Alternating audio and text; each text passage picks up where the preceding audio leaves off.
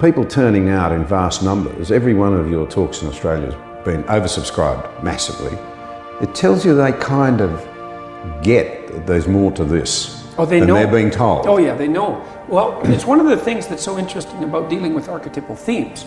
You know, archetypal themes are archetypal because they actually speak of the structure of human experience. That's why they last. And so it's human nature and human experience has a pattern. You don't have the capacity to articulate that pattern as an individual, in part because your life is too short. You just can't figure it out. But the ancient representations of those patterns are everywhere around you. And you know some of them in image, you cotton onto them automatically. You fall into them if you go to a movie, for example, because movies always express archetypal themes.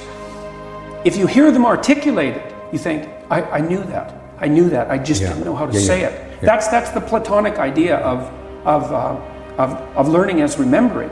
Your soul already knows, but it doesn't have the words. Yep. And so when people talk to me about watching my lectures, let's say, they basically say one of two things. If it's not just a simple thank you, they say one of two things.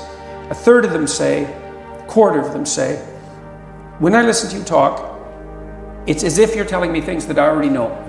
It's like, yeah, well, that's exactly right, because that's what archetypal stories are. They're the description of what you already know. But that can be articulated, and then who you are and how you see yourself and the way you describe yourself all become the same thing. So that's wonderful. Then you're not at odds with yourself, you know? And then then you're a functioning unity, and that makes you much stronger and more indomitable than you would otherwise be.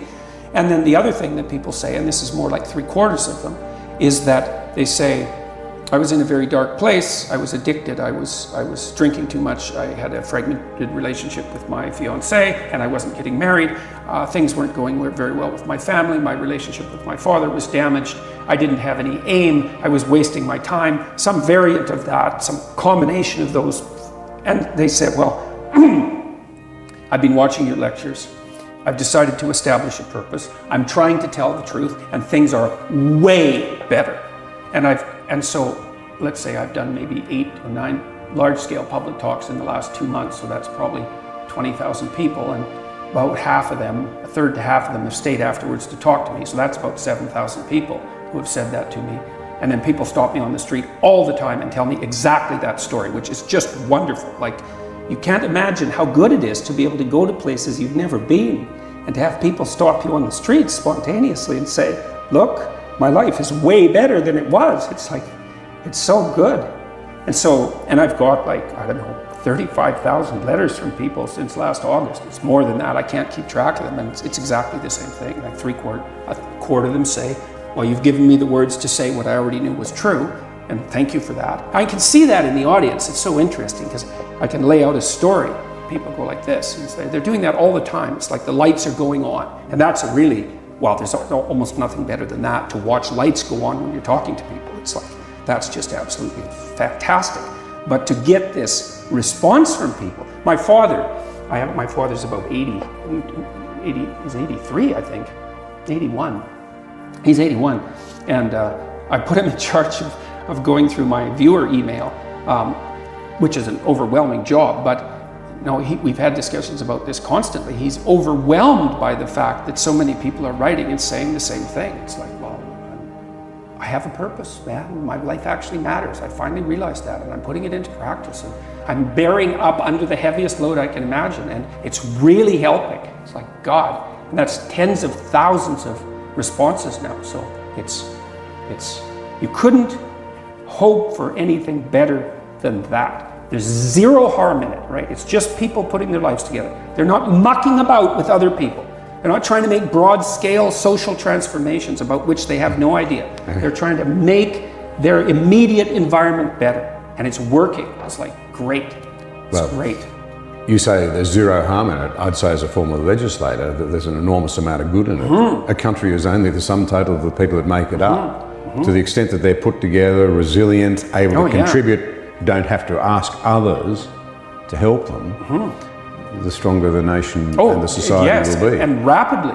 Like, I was thinking the other day, a journalist asked me why people are responding so positively to what I'm saying, the young men, for example, and I thought, why? Yeah, that's a good question. says, well, I'm actually on their side. I'm really happy that they're not wasting their lives. I'm really sad to see that people are disenchanted and nihilistic and depressed and anxious and aimless and perverse and vengeful and all of those things. It's terrible. And then to see people question whether that's necessary and then to start to rise out of it. It's like, it's so fun. Like last night I was after my talk, it's overwhelming.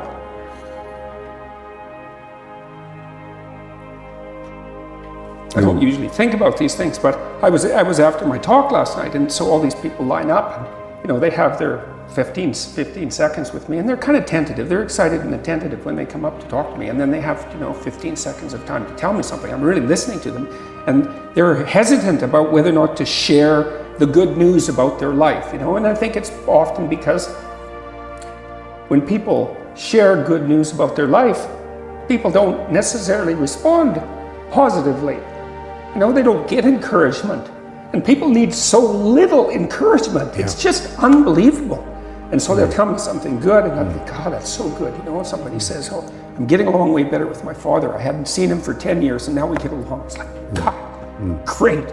And the power of that, you can't overstate the power of that for individuals to get their life together. The individual is an unbelievably powerful force. And every single person who gets their act together a little bit has the capacity to spread that around them. It's a chain reaction, and so it's a lovely thing to see. That's fantastic.